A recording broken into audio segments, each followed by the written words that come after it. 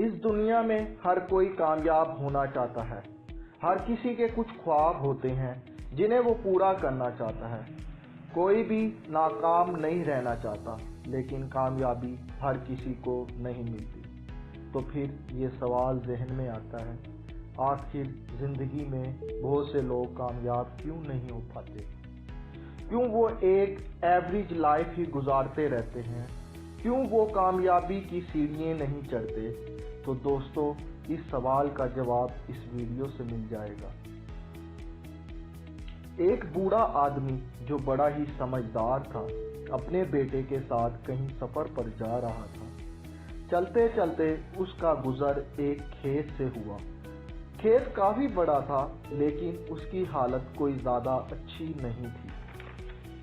ایسا لگ رہا تھا کہ کھیت کا مالک اس پر کوئی خاص توجہ نہیں دیتا۔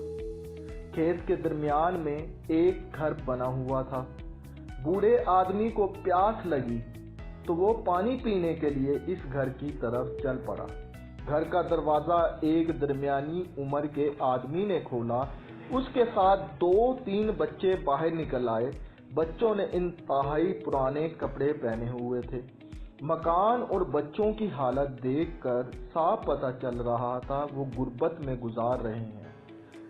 پانی پینے کے دوران بوڑھے آدمی نے پوچھا، میں دیکھ رہا ہوں کہ آپ کا کھیت بہت بڑا ہے، لیکن آپ نے اس میں کوئی فصل نہیں اگائی، تو پھر آپ لوگ گزارا کیسے کرتے ہیں؟ تو اس آدمی نے جواب دیا، ہمارے پاس ایک بھینس ہے جو کافی دودھ دیتی ہے۔ کچھ دودھ بیچ کر ہم پیسے کما لیتے ہیں اور کچھ دودھ ہم خود استعمال کر لیتے ہیں۔ بس اس طرح ہمارا گزارا چل رہا ہے۔ شام ہونے کو تھی تو بوڑھے آدمی نے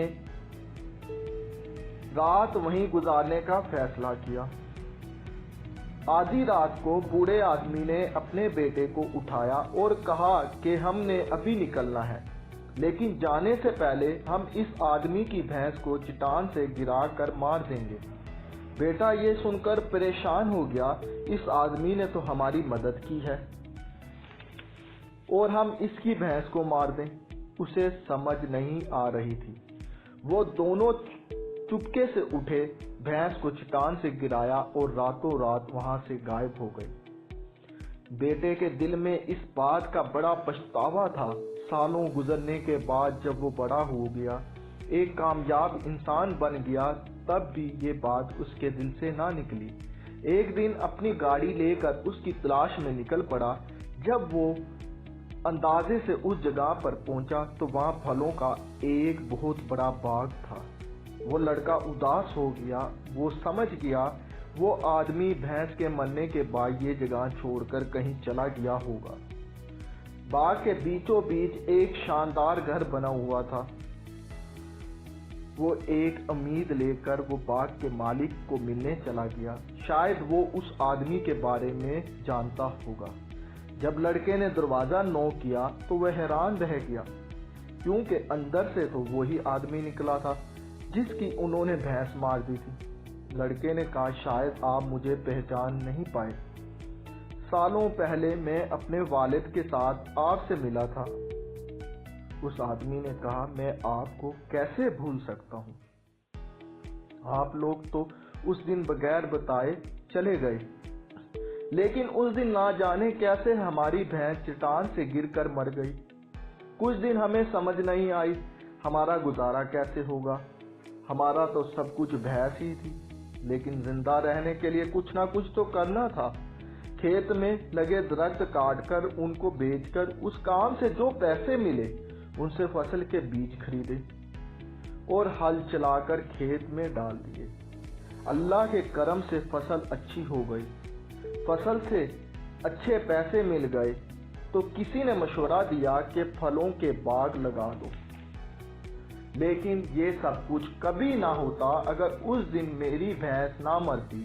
مجھے زندگی میں کبھی پتہ نہ چلتا کہ میرے اندر اتنا کچھ کرنے کی صلاحیت ہے، اور میری زندگی بھی بنا محنت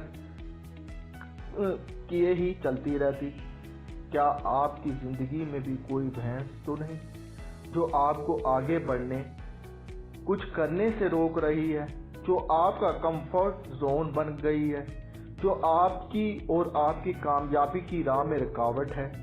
अगर आपको आगे बढ़ना है, अपनी जिंदगी को बेहतर बनाना है, तो उस भैंस को चट्टान से गिराना होगा। हमेशा ये बात याद रखना, आपका फ्यूचर आपके प्रेजेंट पर डिपेंड करता है। अगर आज आप आसानियां ढूंढेंगे, भैंस का दूध ही पीते रहेंगे, चलो यार गुजारा चल तो रहा है, जिंदगी चल तो रही है, कट तो रही है, तो आप कभी भी फलों का बाग नहीं लगा पाएंगे। फलों का बाग लगाने के लिए आपको भैंस को चट्टान से गिराना ही पड़ेगा।